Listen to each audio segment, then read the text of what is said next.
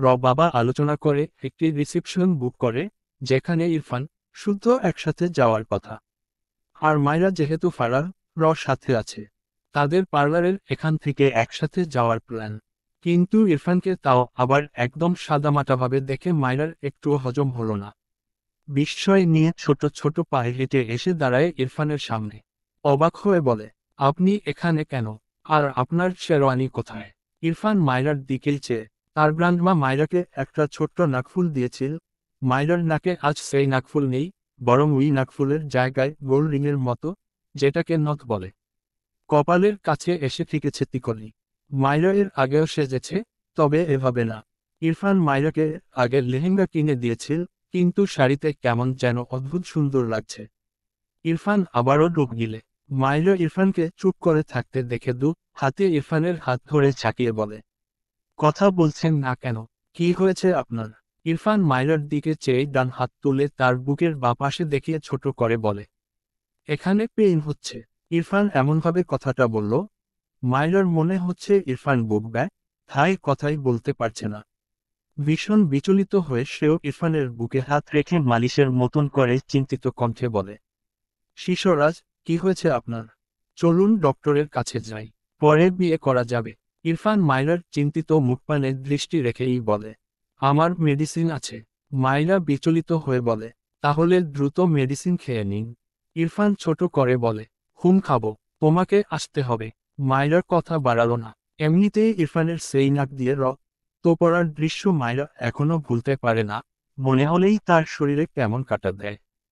ইরফান না বললেও সে ইরফানের সাথে যেত। পিছু ফিরে ফারাহদের বলার জন্য যেতে চাইলে ইরফান মায়রার হাত টেনে তার গাড়ির দিকে যায়। মায়রা দ্রুত বলে ওঠে, আরে আরে, 2 মিনিট দাঁড়ান, আমি ওদের বলে আসি। ইরফান শুনল না। মায়রা পিছু ফিরে গলা চড়িয়ে বলে, আপু তোমরা চলে যাও, আমি উনার সাথে যাচ্ছি। কথাটুকু বলার মাঝেই ইরফান পিছু ফিরে মায়রাকে কোলে তুলে নেয়। মায়রা চেঁচিয়ে ওঠে, আবার সাথে সাথে নিজেই নিজের মুখ চেপে ধরে। মানুষ কি বলবে? বিরক্তি কণ্ঠে বলে, আমাকে নামান, এখানে অনেক মানুষ, আর আপনি না অসুস্থ। উফ, নামান তো। ইরফান দ্রুত পায়ে এগিয়ে গিয়ে তার গাড়িতে গিয়ে বসে। ড্রাইভিং সিটে সে বসে মায়রাকে তার কোলে বসায়। সময় নষ্ট না করে গাড়ি স্টার্ট দেয়। মায়রা পাশের সিটে বসতে চাইলে ইরফান সাথে কয়েক মিনিট গাড়ি চালিয়ে ব্রেক কষে। মায়রা আশেপাশে তাকিয়ে দেখল এটা একদম ফাঁকা একটা জায়গা। ইরফানের দিকে তাকিয়ে বলে, এটা কোথায় আসলেন?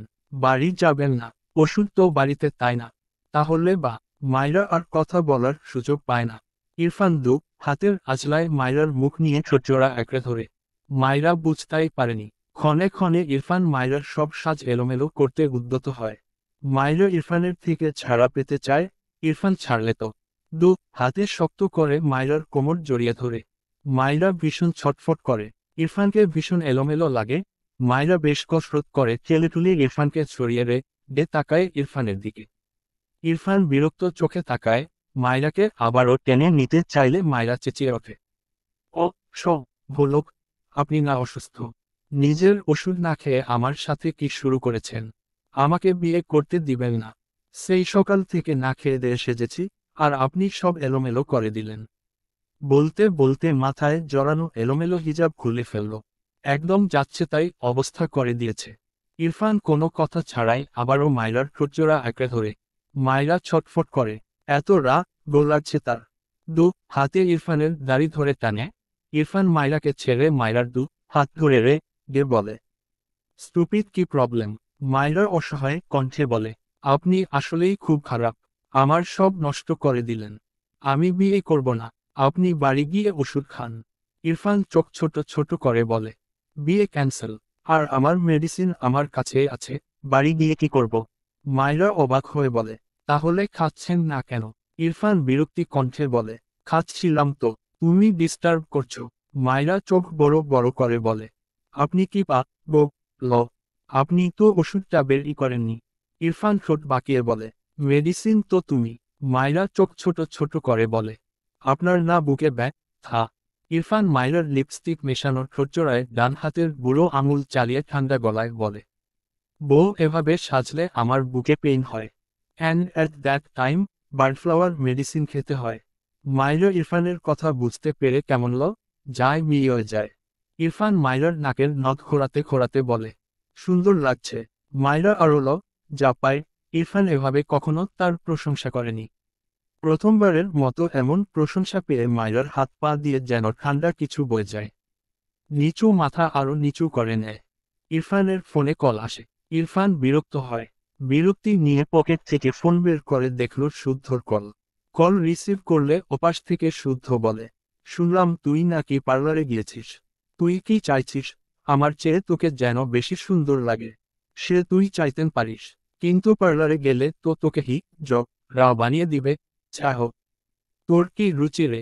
ইরফান রে গে বলে, থা পপ রখেতে না চাইলে ফালতু কথা রেখে কাজের কথা বল।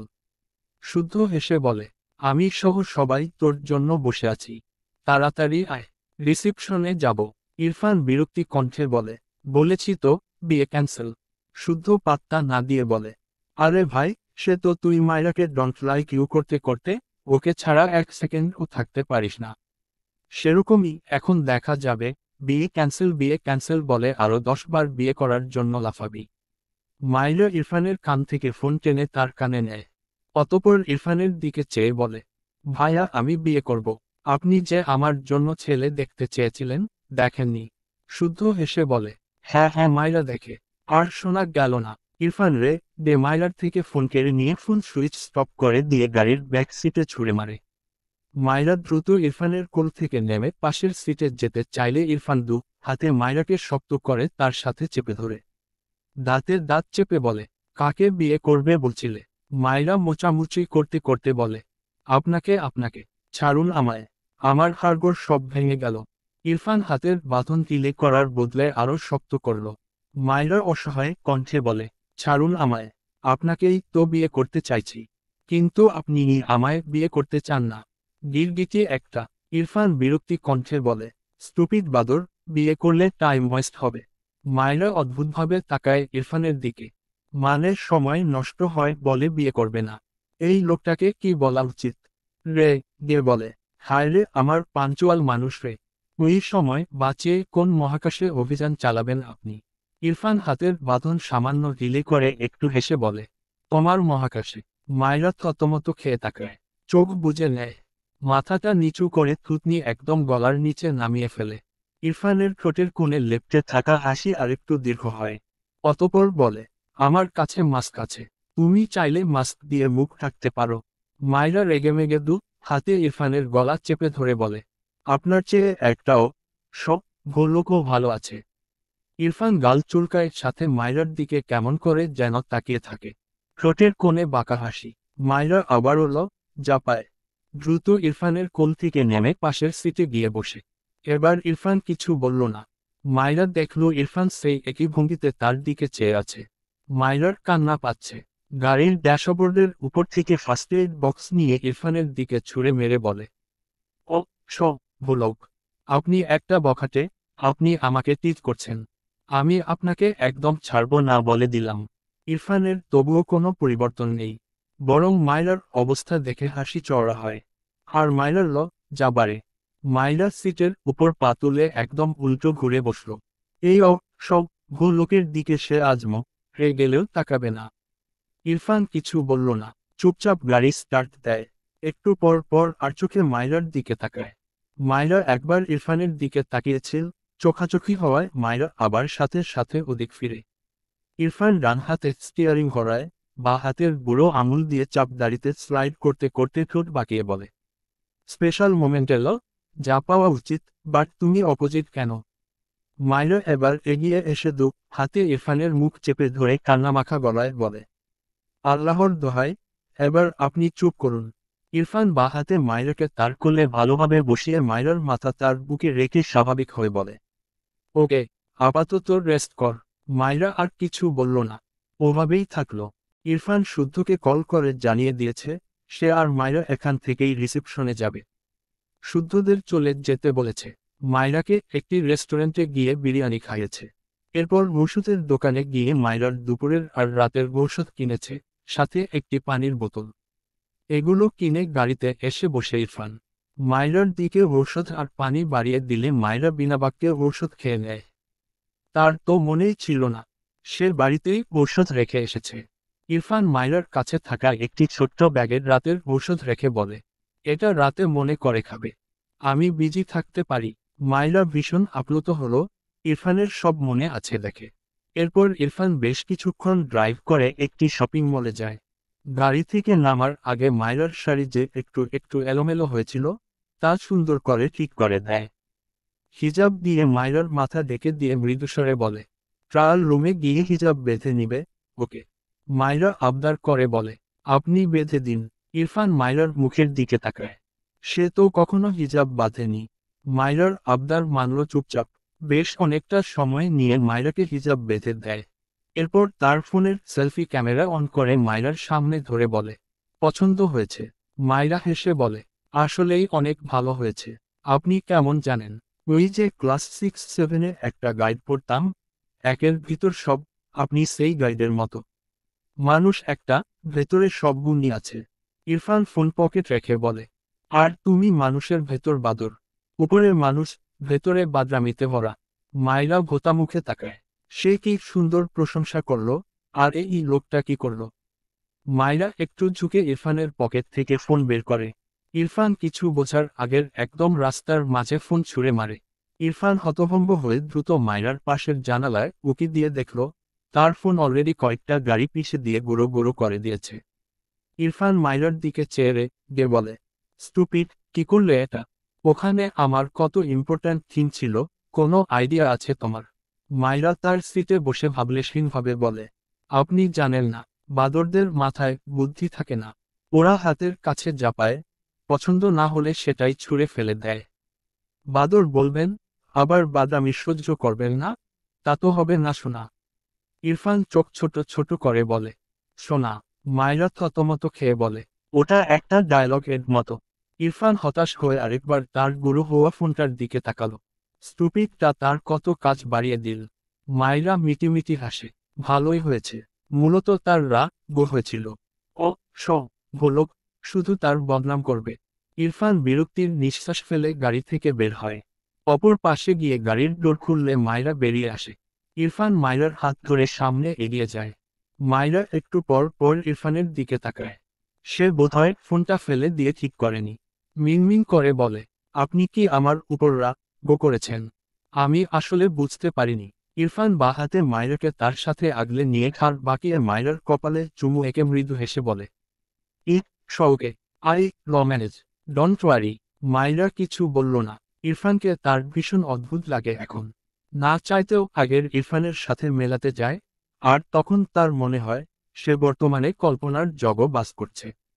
ইরফান শপিং মল থেকে ব্ল্যাক কালারের শেরওয়ানির সাথে প্যান্ট কিনে ট্রায়াল রুম থেকে বেরিয়ে আসে। মাইরা মুগ্ধ দৃষ্টিতে ইরফানকে দেখে। ইরফানের যে কালো পছন্দ তা মাইরা এতদিনে বুঝেছে।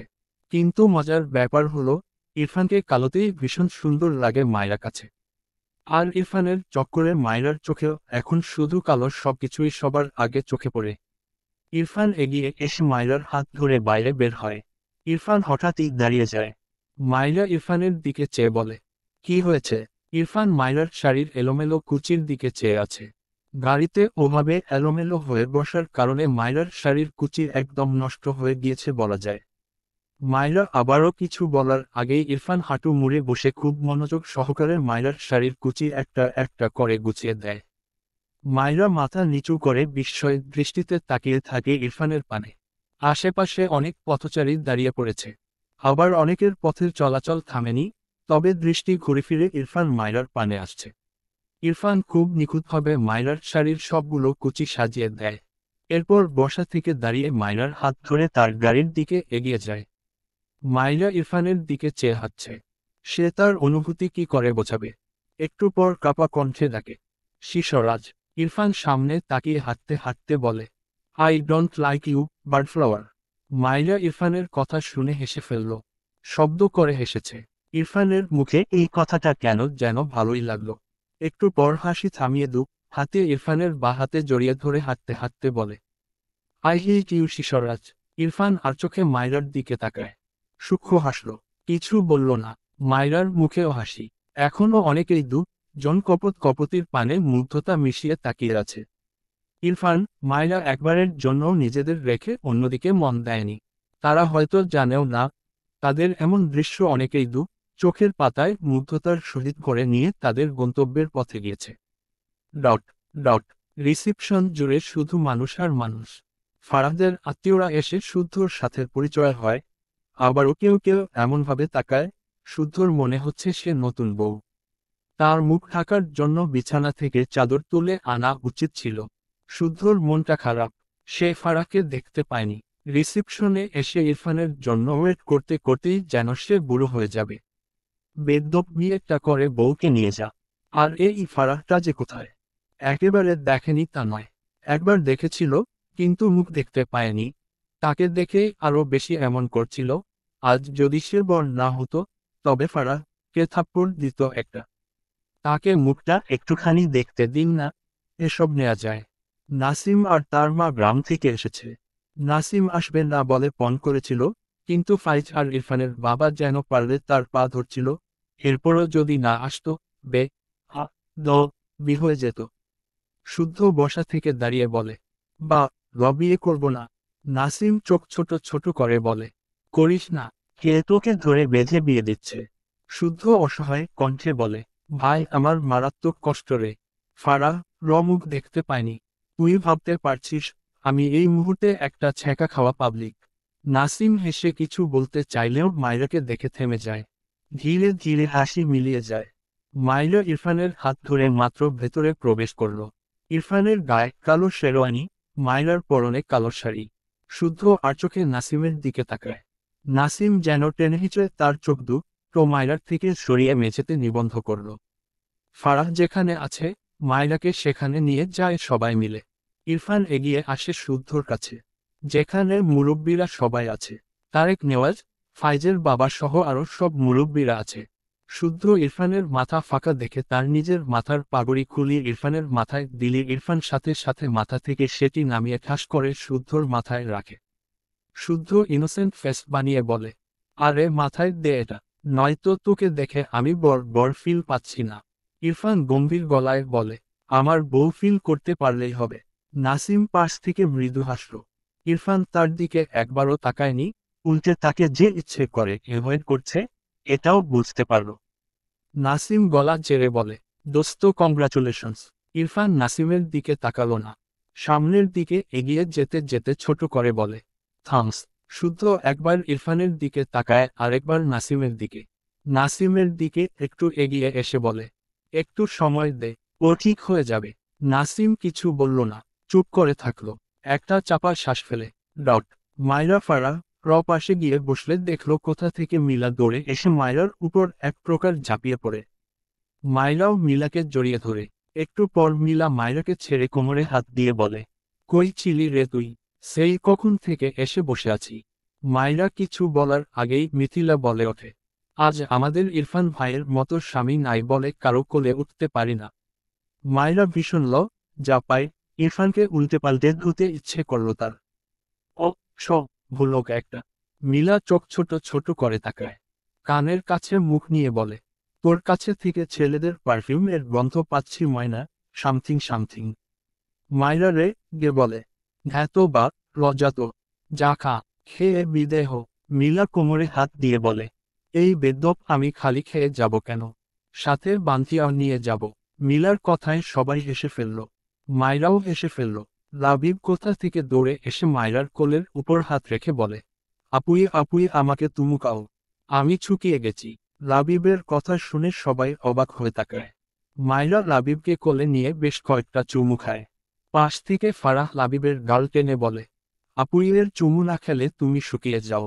লাবিব মাথা উপর নিচ করে। লাবিবের কাণ্ডে সবাই হাসছে। মিলা এগিয়ে এসে বলে, এই ছানা তোমাকে এত পাকা পাকা কথা কে শিখিয়েছে? লাবিব মিলার দিকে তাকিয়ে বলে, খুচিব দুলাভাই। মায়রা কেসে ওঠে। মিলা চোখ বড় বড় করে বলে, কি সাংঘাতিক শালা দুলাভাই রে। একজন শিখিয়েছে, আরেকজন শিখে নিয়েছে। মায়রা কপাল চাপড়ায়। এই সব ভুল লোকটা তার দুধের ভাইটাকে যে আর কি কি শিখিয়েছে, আল্লাহ জানে আর সে জানে। ইনা অবাক হয়ে বলে, আল্লাহ, ভাইয়া এসব শিখিয়েছে? আমার তো বিশ্বাসই হচ্ছে না। মায়রা বিড়বিড় করে, তোমাদের ভাই যে কি পরিমাণও সব সেটা যদি তোমরা জানতে। বহুরূপী একটা, উপরে উপরে ভালো সেজে থাকে। Dot dot. কিছুক্ষণ পর ইরফান আর শুদ্ধর সামনে কাজী সাহেব বসে। ইরফানের পাশে তারেক নেওয়াজ বসেছে, একটু দূরে মায়রার মা বসেছে। আর শুদ্ধর পাশে বসেছে ফারাহ, বাবা, তার পাশে ফাইজ। ফাইজ একটু পর পর ইনায়াকে গিয়ে দেখে আসে। এমনিতেই তার বউ অল্প বয়সে তার বাচ্চাটাকে পেটে নিয়ে ঘুরে বেড়ায়, ফাইজের চিন্তার শেষ নেই। কাজী সাহেব বেশ কিছু কথাবার্তা বলে ইরফান আর তারেক নেওয়াজের উদ্দেশ্যে জিজ্ঞেস করে, কাবিন কত? ইরফানের এসব বিষয়ে জানা নেই। গতবার তো শুধু কোথায় যেন সাইন করেছিল, আর কবুল বলেছিল। তাই কৌতূহলী চোখে প্রশ্ন করে, হোয়াট ইস কাবিন? কাজী সাহেব বোঝানোর স্বরে বলে, কাবিনে যা টাকা দিবে সেই পরিমাণ টাকা স্ত্রীকে দিতে হয়, আর তোমাদের বিচ্ছেদ হলে তখন এটা তোমার স্ত্রীকে পুরোপুরি পরিশোধ করে দিতে হবে। কথাটা শুনে ইরফান কটমট দৃষ্টিতে তাকায় কাজী সাহেবের দিকে। ভদ্রলোক হেসে কথাগুলো বলছিল, কিন্তু ইরফানের অমন শক্ত মুখ দেখে তার মুখ থেকে হাসি সরে যায়। ভাবল, সে কি ভুল কিছু বলে ফেলল নাকি। ইরফান দাঁতে দাঁত চেপে বলে, আর ইউ ম্যাড? আমি আমার বউকে ছাড়ব কেন? এসব ফা ল টু রুলস টেনে এনে আমার বিয়ে পড়াতে এসেছেন।